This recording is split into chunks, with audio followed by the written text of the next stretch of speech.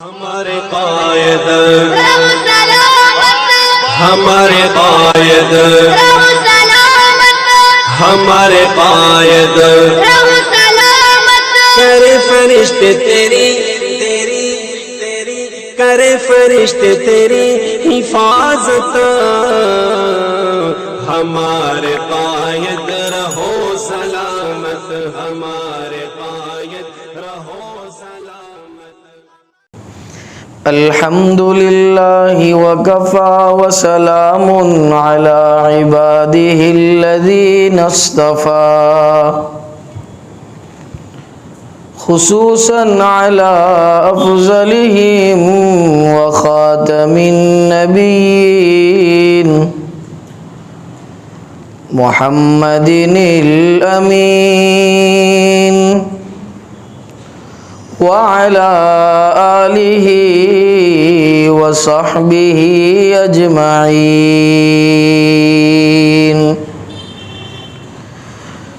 اما بعد فاعوذ باللہ من الشیطان الرجیم بسم اللہ الرحمن الرحیم وَإِذَا نَادَيْتُمْ إِلَى الصَّلَاةِ اتَّخَذُوهَا هُزُوًا وَلَعِبًا وقال الله تبارك وتعالى في مقام آخر ما آتاكم الرسول فخذوه وما نهاكم عنه فانتهوا صدق الله العظيم عن النبي صلى الله عليه وسلم أنه قال من كان آخر كلامه لا إله إلا الله دخل الجنة أو كما قال مزمل عليه الصلاة والسلام اللهم صل على سيدنا محمد وعلى آل سيدنا محمد وبارك وسلم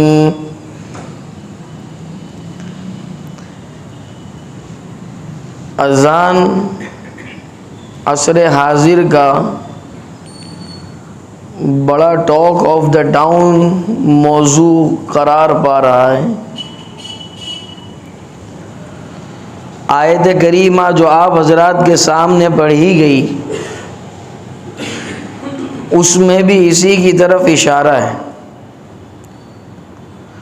در حقیقت اذان جو مشروع ہوئی ہے وہ وحی غیر مطلوب کے ذریعے سے مشروع ہوئی، البتہ وحی مطلوب ہے اس کی طرف اشارہ ضرور ہے۔ چنانچہ آج کل جو حضرات اذان پر اور مساجد اور مراکز پر اور مدارس پر اعتراضات کر رہے ہیں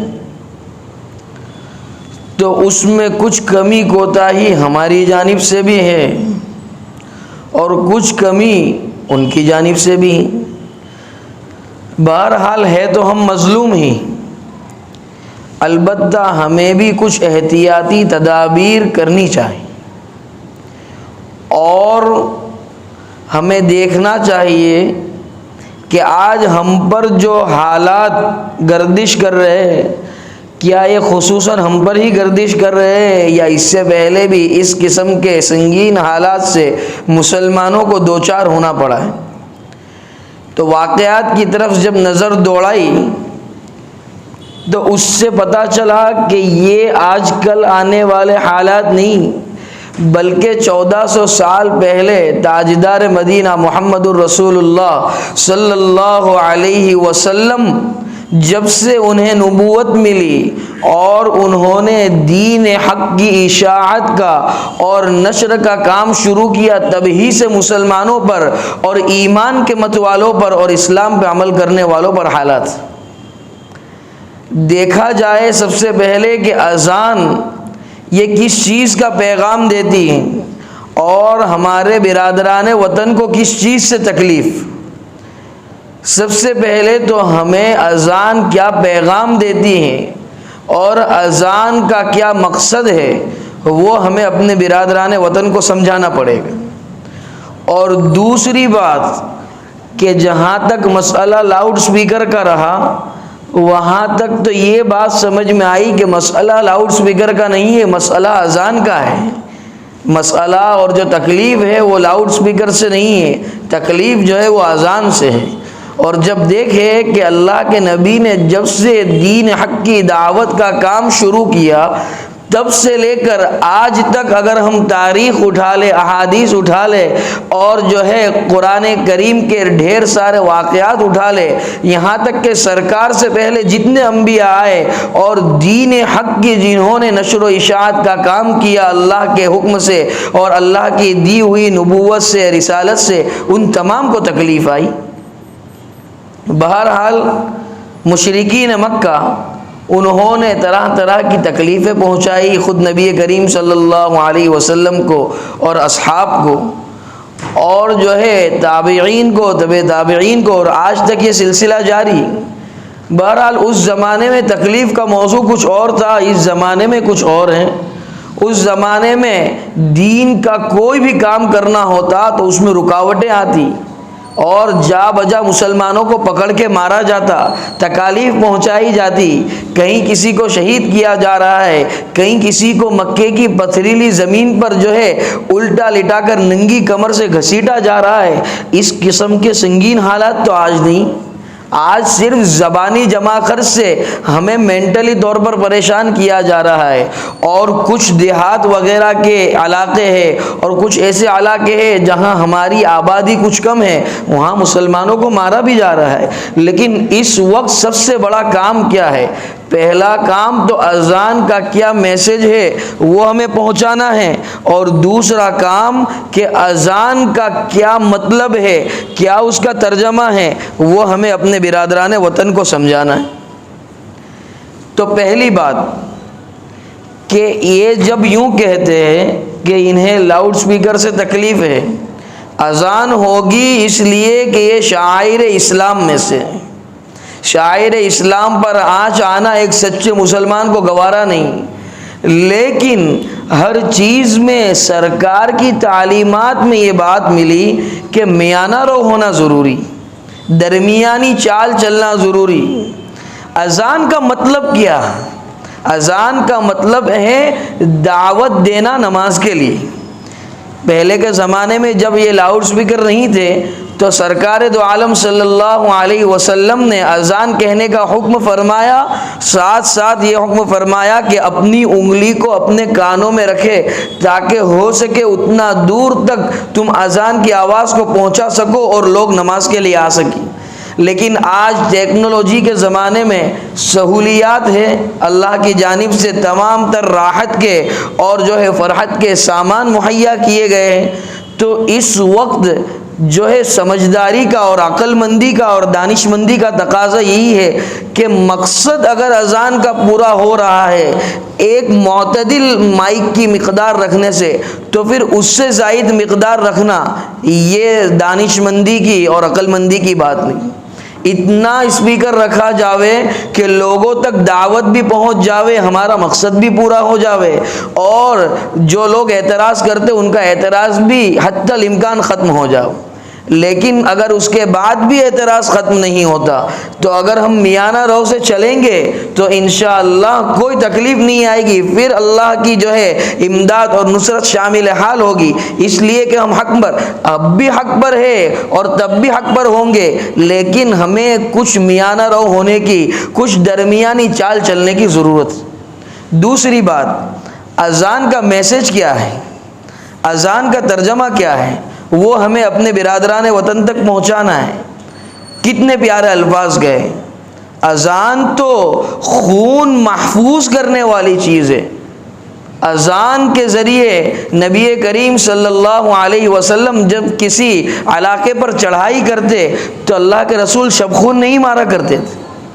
کسی علاقے میں پہنچے، اب معلوم نہیں کہ وہاں مسلمان ہے نہیں ہے، اور اگر ہے تو کچھ ہے، زیادہ ہے، کتنی مقدار میں ہے، تو سرکار کا طریقہ یہ رہا کہ اس بستی سے کچھ دور اپنا پڑاؤ ڈال دیتے، اور فجر کے وقت اذان کہی جاتی. اذان اس لیے کہی جاتی کہ اذان کہنے سے بستی کے جو مسلمان ہیں، اگر پوری بستی مسلمان ہے تو وہاں سے بھی اذان کی آواز آتی، بستی والے محفوظ ہو جاتے. یہ اذان نے محفوظ کر دی ہے جانو. یا یہ کہ اگر وہاں جو مسلمان ہیں وہ اس لشکر کی اذان کی آواز سن لیتے تو وہ ایمان والے جو ہے، جو ایمان والے نہیں ہیں ان سے الگ ہو جاتے، تو ایمان والوں کا خون محفوظ ہو جاتا. تیسری بات کہ اذان کہہ کر ایک یہ پیغام پہنچایا جاتا کہ اذان کہی جا رہی ہے، اگر اپنا خون محفوظ کرنا چاہتے ہو پڑھ لو کلمہ لا الہ الا اللہ محمد الرسول اللہ اور امن و امان میں آ جاؤ. پہلے سے جو ہے ڈکور کر کے اور پہلے سے جو ہے میسج دے کر خود نبی کریم صلی اللہ علیہ وسلم پہنچا کرتے تھے. اور وہ میسج کیا ہوتا؟ متنبہ کرنے کا. یہی اذان کے کلمات.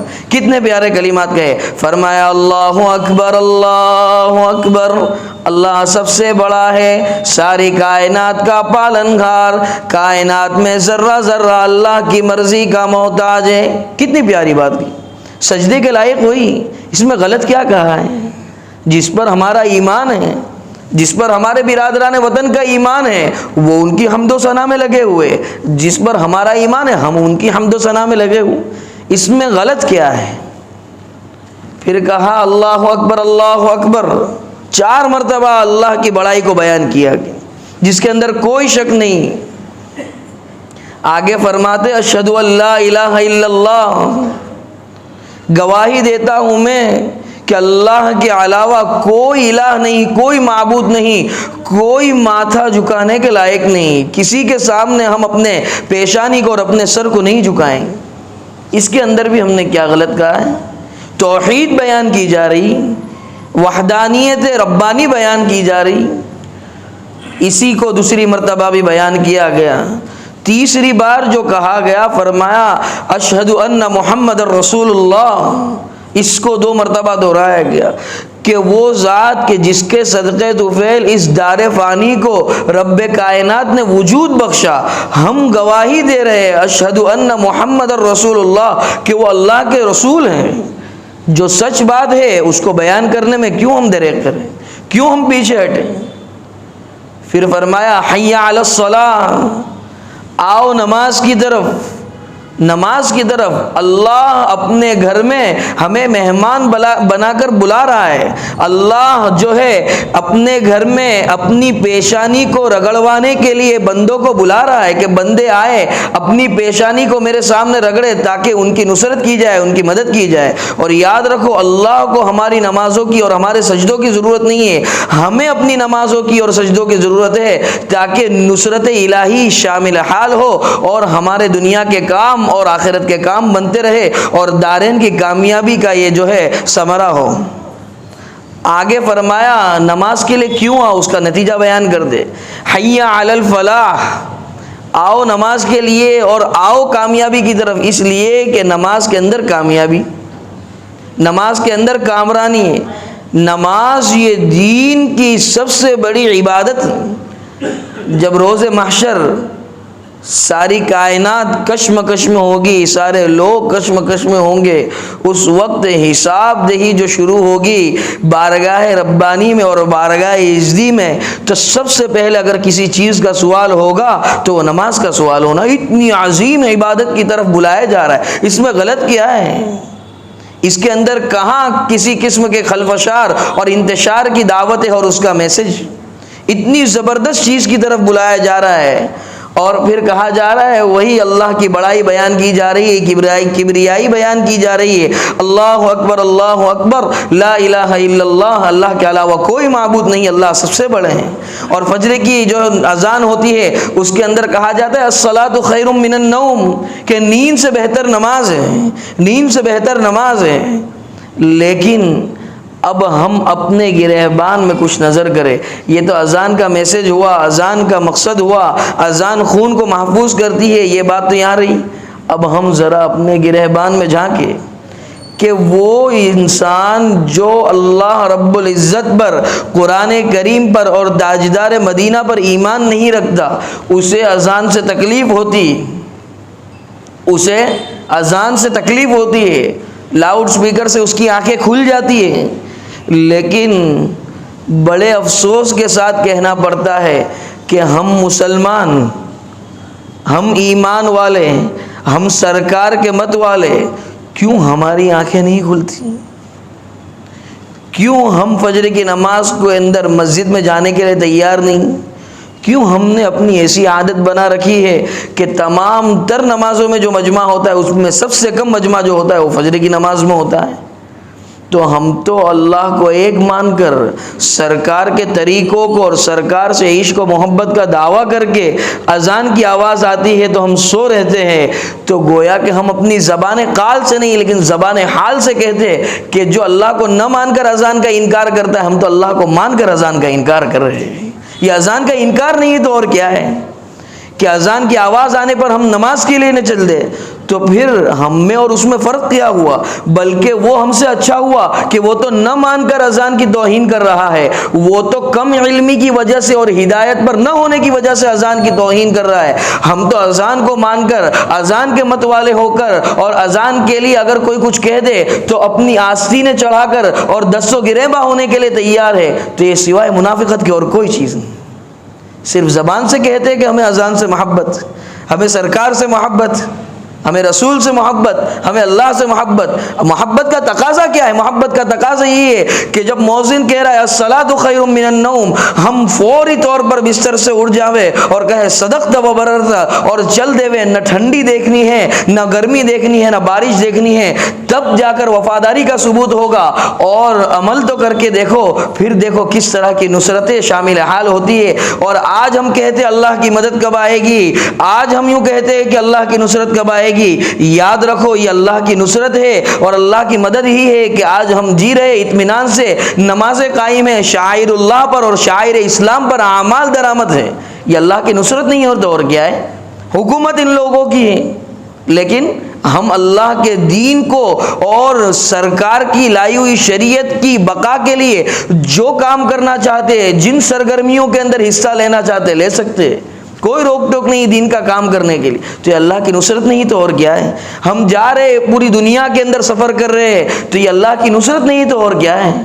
کہ آج ہمارے ہاتھ میں اقتدار ہے, اقتدار نہ ہونے کے باوجود رب ذوالجلال ہمیں دنیا میں نبھا رہا ہے, یہ محض اس کی نصرت ہے اور بات کے اندر دوسری کوئی حقیقت نہیں.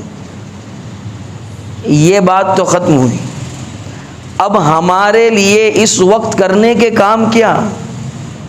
اذان کا میسج, اذان کا ترجمہ اور ہماری غفلت, یہ تین باتیں ہوگی.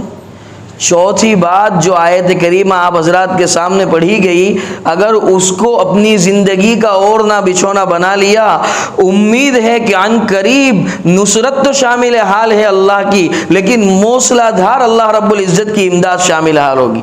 فرمایا اللہ رب العزت نے قرآن کریم میں, ما آتاکم الرسول فخذوہ وما نہاکم عنہ فانتہوا, جو چیزیں نبی کریم صلی اللہ علیہ وسلم تمہارے پاس لے کر آئے, فخذو, اس کو مضبوطی سے تھام لو, اس کو پکڑ لو, اس پر عمل درآمد ہو جاؤ. دنیا کے اندر زندگی کے کسی شعبے میں سرکار کے طریقوں کو پامال کرنا تمہیں گوارا نہ ہو. وما نہاکم عنہ فانتہوا,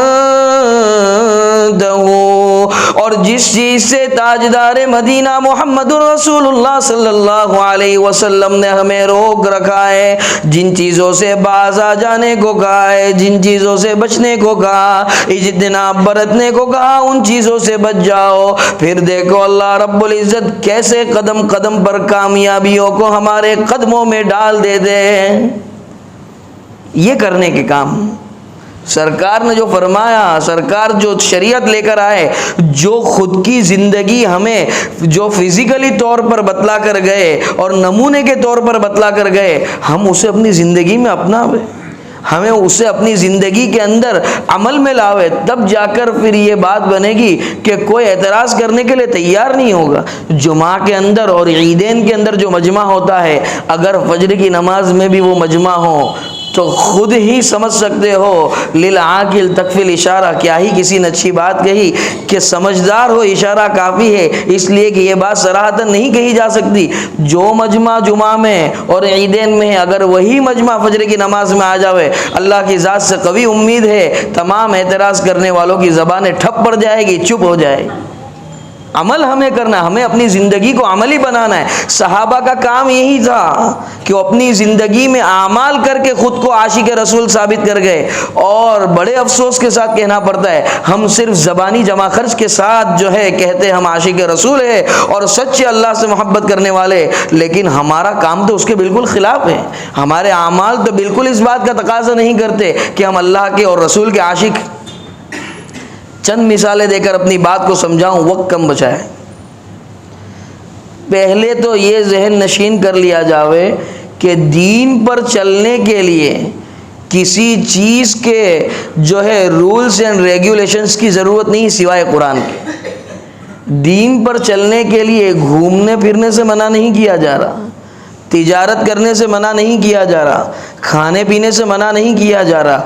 دین اس کا نام ہے کہ تجارت کرو تو محمد الرسول اللہ کے طریقے پر کرو، وہ تمہاری تجارت عبادت بن کر رہ جائے گی۔ کھانا کھاؤ تو طریقہ سرکار سے کھانا کھاؤ، یہ کھانا کھانا ضرورت تو تمہاری ہے، لیکن نامہ اعمال میں جب فرشتہ لکھے گا تو وہ اس کو عبادت بنا کر لکھے گا۔ کیوں؟ کیونکہ تم نے محمد الرسول اللہ صلی اللہ علیہ وسلم کے طریقے پر کھانا کھایا۔ لقموں کو چبا چبا کر کھاؤ، کھانے سے پہلے بسم اللہ پڑھ لو، کھانے کے بعد کھانے کی دعا پڑھ لو، یہ کھانا عبادت بن گیا۔ پھر دیکھتے ہیں کس طرح سے تم پر کوئی اعتراض کرتا ہے اور تمہیں کوئی نقصان پہنچاتا ہے۔ چہرے کو اللہ کے رسول کے چہرے کے مطابق سنوار لو۔ 24 گھنٹہ 365 دن جب تک ہماری زندگی ہے تب تک نامہ اعمال میں لکھا جائے گا۔ اس نے اپنے چہرے کو سرکار کے چہرے انور کے مطابق بنانا چاہا، اس کا اجر لکھا جائے گا انشاءاللہ۔ ہم اپنے لباس کو سرکار کے طریقوں کے مطابق اور سرکار کے پسندیدہ لباس کے مطابق بناوے تو یہ لباس بھی ہمارا سنت کے طریقے پر ہوگا تو ہمارا عبادت بن جائے گا۔ ہم اپنے پائجاموں کو اور اپنی ازاروں کو ٹخنوں سے اوپر رکھے اس نیت سے کہ ٹخنوں سے نیچے رکھنا حرام ہے اور یہ تعلیمات نبویہ میں سے ہے، تو ہمارا ٹخنوں سے اوپر ازار رکھنا یہ عبادت بھی ہے اور حکم بھی ہے اللہ کے رسول کا، تو یہ بھی عبادت بن جائے گا اور ہمارا عبادت کا رجسٹر بھرتا ہی چلا جائے گا۔ یہی اپنی زندگی کے تمام کام ہم جس طرح سے زندگی گزار رہے ہیں، جو ہمارا نظام الاوقات ہے، جو ٹائم ٹیبل ہے، اسی طرح اپنی زندگی کو گزارنا ہے، لیکن اس کے اندر کچھ طور طریقے اور اس کے اندر کچھ وضاقتہ کو بدلنے کی ضرورت ہے۔ ہم کرے تجارت لیکن وضاقتہ سرکار کی ہو، ہم کھائے کھانا طریقہ سرکار کا ہو، ہم پیے پانی طریقہ تاجدار مدینہ کا ہو، ہم چلے طریقہ سرکار کا ہو، چلنے میں بھی اللہ کے رسول کا طریقہ ہو۔ اللہ کے رسول کس طرح چلا کرتے؟ اکڑ کے نہیں چلتے تھے، اکڑ اللہ کو بالکل پسند نہیں۔ فرمایا وَلَا تَمْشِ فِي الْأَرْضِ مَرَحًا، زمین پر اکڑ کر مت چلا کرو۔ کیا ہماری حیثیت، کیا ہماری اوقات کہ ہم اکڑ کر چلتے، ایسے چلتے ہیں، سینہ بہار ہے۔ کسی کا تو قدرتی طور پہ ہوتا ہے، لیکن بسا اوقات دیکھا گیا کہ بعض حضرات کچھ ایگو کی وجہ سے اور کچھ ایٹیٹیوڈ کی وجہ سے اپنے سینے کو باہر نکال کر چلتے۔ یہ بالکل مناسب وضاقتہ نہیں، یہ بالکل مناسب چال نہیں۔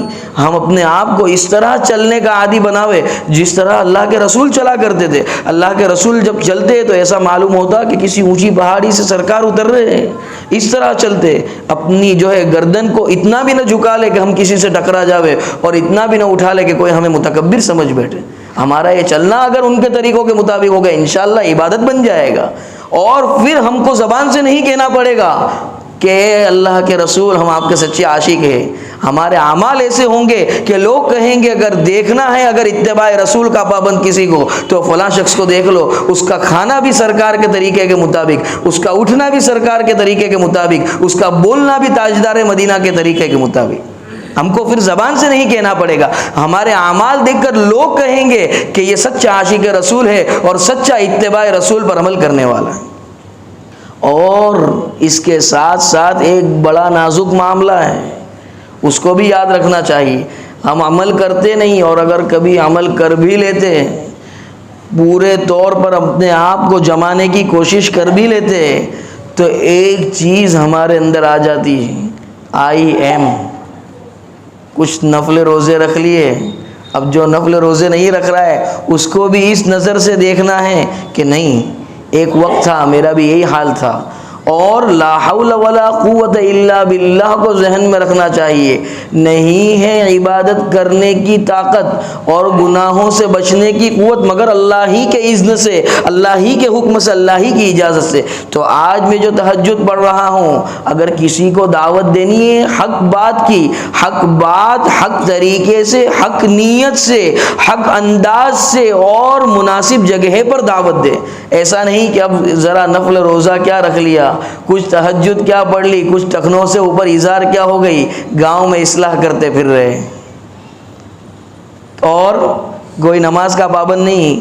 کیا بھائی دماغ خراب ہو گیا ہے؟ نماز پڑھنے کی سمجھ نہیں پڑتی؟ بے شرم کہیں کا۔ کیوں بھائی روزہ نہیں رکھا؟ جمعرات ہے آج، نہیں بنتا ہے، رمضان کے ہو جاتے، وہی اللہ کا احسان ہے۔ کیا رمضان کے روزے کافی ہے بھائی تیرے کو جنت میں لے جانے کے لیے؟ تو یاد رکھو، یہ وہ وقت ہوتا ہے کہ تم روزہ دار ہونے کے باوجود وہ جس کا روزہ نہیں اس سے اعمال میں اور اللہ کی نظروں میں گر جاتے ہیں۔ ان اکرمکم عند اللہ اتقاکم، تم میں سب سے زیادہ معزز اور مکرم وہ ہے جو اللہ کے نزدیک زیادہ متقی ہے، زیادہ تقوی والا ہے۔ اللہ کا ڈر اور تقوی اسی کا نام ہے کہ ہم جو اعمال کرتے اللہ کو دکھانے کے لیے کرے، للہیت سے کرے، اخلاص سے کرے۔ پہلے تو ہمیں آنا ہے عبادات پر، اور ان عبادات کو پھر اخلاص کے ٹینکر میں اتارنا ہے، اور پھر اس ٹینکر کو یہاں سے سپلائی کرنا ہے، یہاں سے امپورٹ ایکسپورٹ کرنا ہے جنت کی طرف۔ تب جا کر ہمارے اعمال اور ہماری عبادات اس قابل بنے گی کہ اللہ کے حضور ہم اسے پیش کر سکے، اور پیش کرنے کے بعد بھی اللہ کا فضل یہ بہت بڑا کردار نبھائے گا جنت میں داخلے کے لیے۔ دیکھو ایک چھوٹی سی بات سنو، اور ہمارا اور بزرگوں کے ایمان کے اندر فرق دیکھو۔ ہمارے استاد ہیں، اکثر سبق کے اندر ایک شعر پڑھا کرتے تھے، تہجد کے پابند، اکثر روزے رکھتے، اللہ والے، خانقاہ چلاتے، اور ہزاروں لاکھوں مرید ان کے ہاتھ کے نیچے، لیکن سبق پڑھاتے پڑھاتے کبھی ہم ان کی خدمت کر دیتے تو وقفے کے بعد فرماتے، کبھی قبلہ رخ جو کھڑا ہوا تو حرم سے آنے لگی صدا، تیرا دل دو ہے صنم آشنا، تجھے کیا ملے گا نماز میں، کبھی قبلہ رخ جو کھڑا ہوا۔ اتنی عبادات، اتنا اللہ کا ڈر، اتنی انکساری، اتنا اخلاص، اس کے باوجود یوں کہتے تھے وہ کہ میں نماز کے لیے کھڑا ہوتا ہوں تو معلوم ہوتا ہے کہ کچھ حاصل بھی ہو رہا ہے یا نہیں، کیا میرا یہ دوگانہ بارگاہ ربانی میں شرف قبولیت سے نوازا بھی جا رہا ہے یا نہیں۔ اور ہماری نمازیں، ہماری عبادات اتنی ریا سے بھری اور ہم اتنا اکڑ کر چلتے ہیں، ہم اپنے آپ کی عبادات پر اور اپنے آپ پر اتنا یقین رکھتے ہیں کہ ہم اسے بارگاہ الہی میں پیش کریں گے اور اسے قبول کر لیا جائے گا۔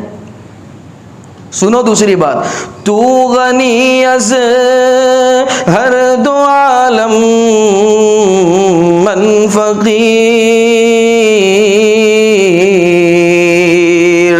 روز محشر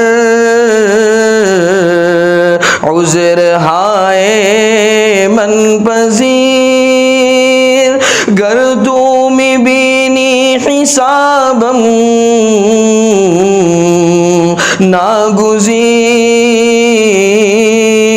ناگزیر، از نگاہ مصطفیٰ بالغاب گیر۔ علم کا حال تو دیکھو، اتنا زبردست شعر کہا، اتنی عبادات کے بعد کیا کہتا ہے شاعر، تو غنی از ہر دو عالم من فقیر، تو سارے جہاں سے بے نیاز ہے پروردگار، میں تو کہاں فقیر ٹھہرا۔ روز محشر عذر ہائے من پذیر، روز محشر لاج رکھ لیجیے اس گنہگار کی، کچھ تیری بارگاہ میں پیش کرنے کے قابل نہیں، لیکن جو ٹوٹا پھوٹا ہے اس پر اپنی ستاری کی اور غفاری کی چادر اڑا دیجیے۔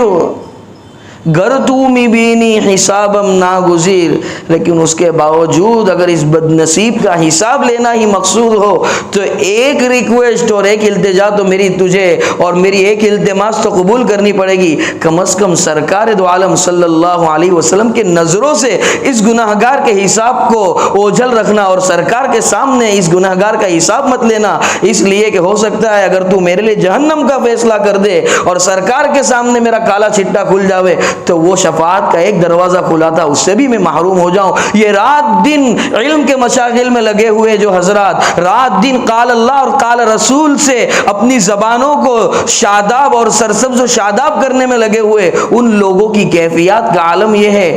آج ہم سے کیا کچھ ہوتا ہے اور ہمارا حال یہ ہے کہ کچھ عبادات نہیں ہوئی تو بھی فکر نہیں، اور ہوئی تو پھر اخلاص نہیں۔ اللہ رب العزت صحیح معنوں میں عمل درآمد کرنے کی احکامات شرعیہ پر اور اتباع رسول پر توفیق عطا فرماوے۔ وآخر دعوانا ان الحمد للہ رب العالمین۔ یہ لوگوں کون مقتل سے سراپا خندزن آیا، جو اس انداز سے باندھے ہوئے سر سے کفن آیا۔ اڑا دو خاک دشمن پر کہ ظالم جان من آیا، بٹا دو داغ باطل پر کہ اب باطل شکن آیا۔